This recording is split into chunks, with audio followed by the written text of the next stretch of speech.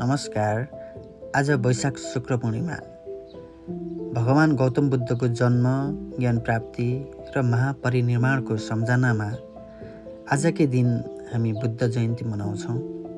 यो पावन दिनमा भगवान बुद्धको शिक्षाहरू, शान्ति, करुणा र आत्मज्ञान हाम्रो जीवनमा मार्गदर्शक बन्न सकोस्।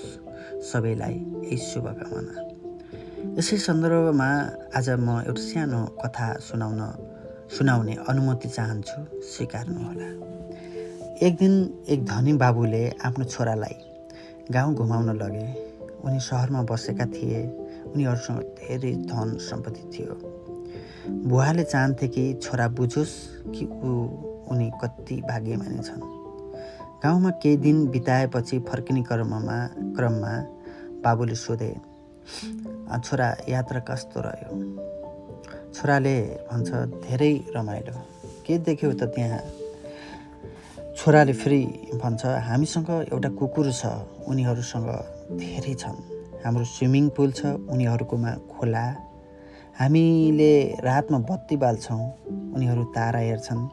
हाम्रोमा पर्खाल छ, उनीहरूसँग खुला आकाश। हामी खाना खान्छौँ, उनीहरू उब्जाउँछन्। हामीहरू मोबाइलमा कुरा गर्छौँ, उनीहरू आफन्तसँग समय बिताउँछन्। तसर्थ हजुरलाई धेरै धेरै धन्यवाद। साँच्चै धनी को हुन् आज म बुझ्दैछु, जुन हजुरको कृपाले प्राप्त गरे। अतः धन सम्पत्तिले मात्र मानिस धनी हुँदैन।